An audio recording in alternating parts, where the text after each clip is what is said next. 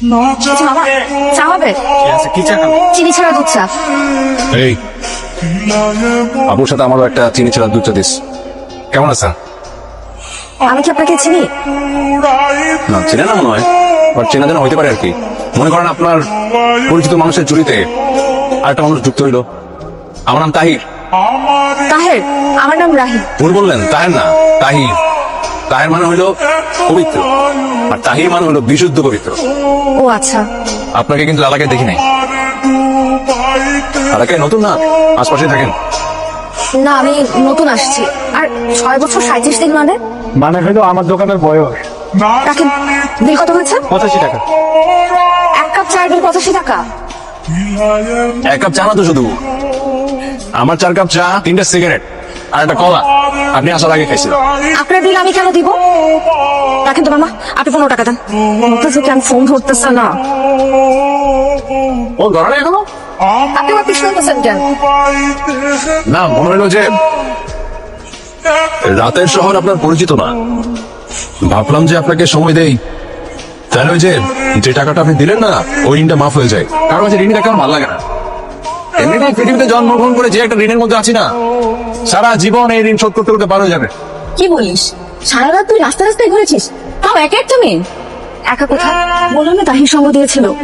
সে যাই হোক, এইরকম ভালো ছেলে তো পৃথিবীতে এখনো আছে, আমার বিশ্বাস হচ্ছে। ঠিকই বলেছিস রে, ছেলেটার সাথে না থাকলে সত্যিই বিপদে পড়ে যেতাম। আর জানিস কি চমৎকার করে কথা বলে, শুনলে মনে হয় একদম কবিতার মতো। আসলে রে, আমার মনে হয় আমি জীবনে এরকম ছেলে প্রথম দেখলাম।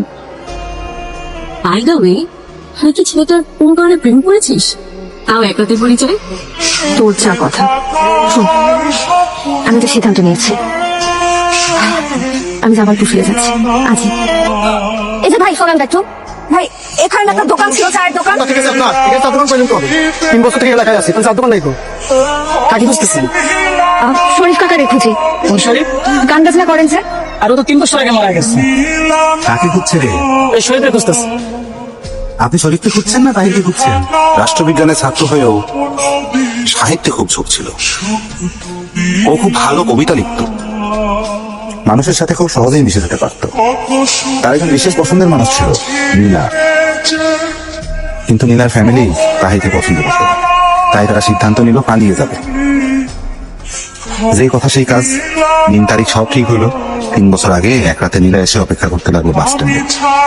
তাহিরের আসতে একটু দেরি হয়ে গেল, এর মধ্যে ঘটে যায় অনাকাঙ্ক্ষিত সেই ঘটনা। কিছু বখাটে ছেলে মেয়েটাকে একা পেয়ে রেপ করে, মেরেও ফেলে। তাহির জানার পর ভাবে সব দোষ তার, তাই গাড়ির নিচে ধাপ দেয়, মরেও যায়। তারপর থেকে মাঝে মধ্যে শোনা যায় ওই বাস স্ট্যান্ডে কোনো মেয়ে বিপদে পড়লে তাহিরকে পায়, তাহির তাকে বাড়ি পৌঁছে দেয়। এত আয়োজন